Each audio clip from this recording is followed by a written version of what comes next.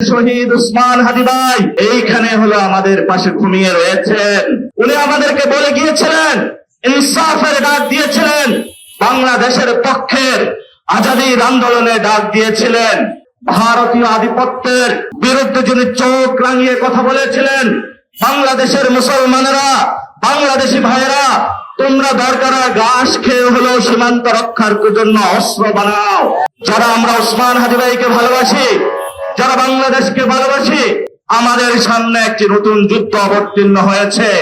সেই যুদ্ধের মধ্যে চলে এসেছে গেরুয়া রক্ষী বাহিনী, যারা আমাদের সীমান্তে শুধু 2000 থেকে 2026 সাল পর্যন্ত 2025 জন মানুষ বাংলাদেশি নাগরিককে তারা হত্যা করেছে। প্রত্যেকবারই যখন বাংলাদেশ নাগরিককে তারা হত্যা করেছে, তারা বাংলাদেশে 2025 বার বাংলাদেশের সীমান্ত এবং বাংলাদেশের মানচিত্রের উপরে হলো যুদ্ধ ঘোষণা করেছে। আপনি সংবিধান বুঝেন, সীমান্ত বুঝেন না, বুঝেন না। আমরা মনে করি এগুলা হলো ভুয়া সংবিধান বিশেষজ্ঞ।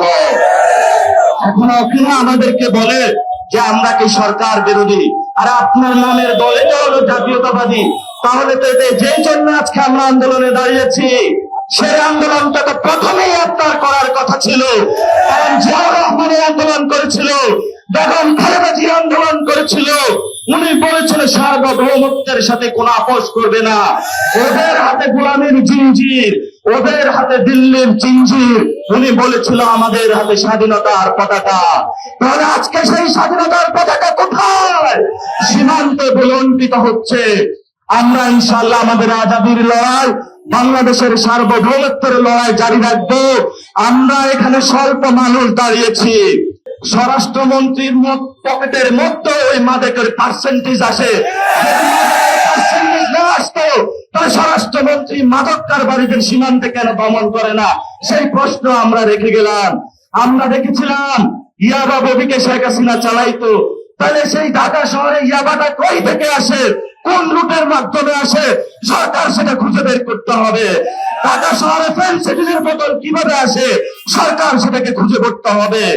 এখন তলে তলে তো ওরাই ফেন্সিডিল খেয়ে বসে থাকে। যেই ধরবে ফেন্সিডিল, যেই ধরবে হলো ইয়াবা, ওই ফেন্সিডিল আর ইয়াবা খেয়ে বসে থাকে। আমরা তরুণ প্রজন্ম শপথ নিচ্ছি, বাংলাদেশ থেকে হয়তো আমরা থাকবো, নয় নয় ফেন্সিডিলকে আমরা বিদায় করব আর ইয়াবাকে বিদায় করবো। আমাদের যিনি বর্তমান সরকার, ওনারা বলেছিল সবার আগে বাংলাদেশ, সবার আগে বাংলাদেশ। আপনি মুখে বলেন, আর সীমান্তে যখন মানুষ মরে তখন আপনার বক্তব্য এবং কাজ হলো সাংঘর্ষিক। এই জন্য বক্তব্য এবং কাজ যখন সাংঘর্ষিক হয়, তাদেরকে বলা হয় মুনাফিক। অর্থাৎ আপনি বললেন যে আপনি বাংলাদেশের সংস্কার বাস্তবায়ন করবেন, হ্যাঁ ভোটে ভোট দেওয়ার জন্য। জনগণ হ্যাঁ ভোটে ভোট দিয়েছে এবং বাংলাদেশে কোন সংস্কার আপনি বাস্তবায়ন করছেন না। আমরা যখন এগুলা দেখি, তখন আমরা তাদেরকে বলি ভুয়া জাতীয়তাবাদী, ভণ্ড জাতীয়তাবাদী, প্রতারণার জাতীয়তাবাদী। যদি জাতীয়তাবাদী হতে হয়, তাহলে প্রথমে আপনাদেরকে বাংলাদেশের মানুষের পক্ষে দাঁড়িয়ে সীমান্তের মানুষদেরকে আপনাদেরকে রক্ষা করতে হবে।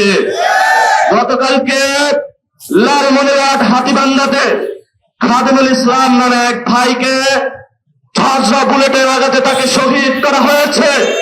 সেখানে বিএসএফ বক্তব্য দিয়েছে, তাদের তাল মিলিয়ে বাংলাদেশের যে বাহিনী রয়েছে সীমান্তবর্তী, তারাও বলেছে সে নাকি গরু চোরাচালান করতে গিয়েছে। বাংলাদেশের কোন মানুষ গরু চোরাচালান করতে পারে না, পারে না, পারে না।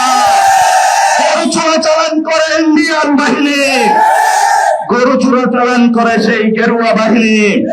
খাদিমুল ইসলাম ভাই গতকালকে উনি সীমান্তবর্তী ওনার সংসারের উনি ধান উৎপাদন করে, ওনার ঘরে চাল আছে। সন্তান তাকে জিজ্ঞাসা করেছে, বাবা আমি চালটা কি দিয়ে খাবো?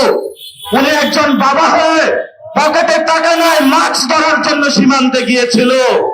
তাকে হলো বুলেটের আঘাতে হত্যা করা হয়েছে।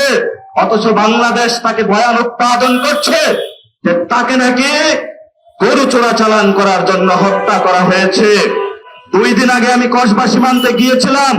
সেখানে হলো স্কুল কলেজ পড়ুয়া একটা ছাত্র, এবং সে 5 ওয়াক্ত নামাজ পড়তো। তার সীমান্ত চোরাচালান এবং চোরা কারবারির সাথে ন্যূনতম কোনো সম্পর্ক ছিল না। তাকে হত্যা করা হয়েছে, এলাকাবাসীর কাছে প্রচার করা হয়েছে সে নাকি চোরা কারবারি। এভাবেই আমাদেরকে হত্যা করার, তারা চোরা কারবারি উপাধি দিয়ে একটি হত্যার বৈধতা তারা উৎপাদন করছে। আপনারা দেখেছেন আলেমদেরকে জঙ্গি তকমা দিয়ে গত 15 বছরে তারা বয়ান উৎপাদন করেছিল, মিডিয়া সন্ত্রাস চালিয়েছিল।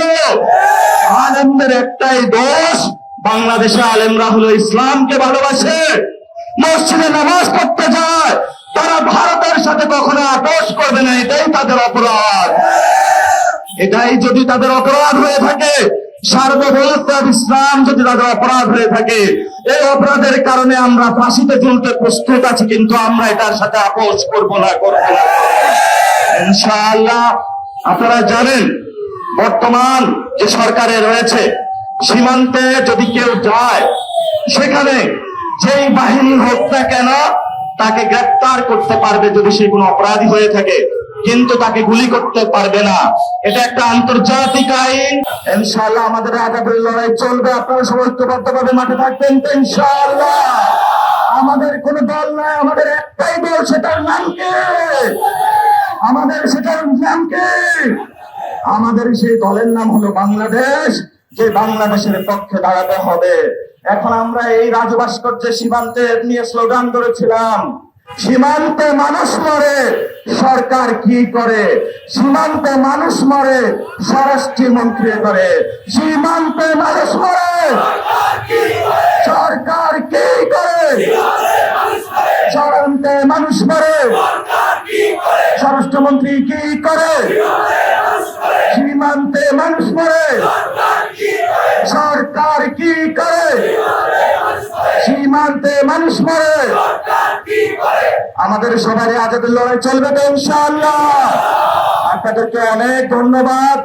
ইনশাআল্লাহ আমরা মরণ পর্যন্ত বিভিন্ন মসজিদ ভিত্তিক জুমার নামাজ পড়বো, মসজিদ ভিত্তিক সোসাইটি দাঁড় করাবো ইনশাআল্লাহ। আলেমদের নেতৃত্বে বাংলাদেশ মসজিদ ভিত্তিক এরই পতাকা উঠে দেবে ইনশাআল্লাহ। সবাই ভালো থাকবেন, দোয়া করবেন। আসসালামু আলাইকুম ওয়া রাহমাতুল্লাহি ওয়া বারাকাতুহু। আমাদেরকে যেই তারা সবক দিয়েছে, বাংলাদেশে নাকি সীমান্তে হলো মাদকের চালান হয়, চোরা কারবারি হয়, তাহলে স্বরাষ্ট্রমন্ত্রী কি করে? স্বরাষ্ট্রমন্ত্রী বক্তব্য দিয়েছেন, ওই পারে যদি তারা কাটাতার নির্মাণ করে তাহলে ভারতের এটা আভ্যন্তরীণ বিষয় না। আমরা বলি সীমান্ত মানেই তো আন্তর্জাতিক।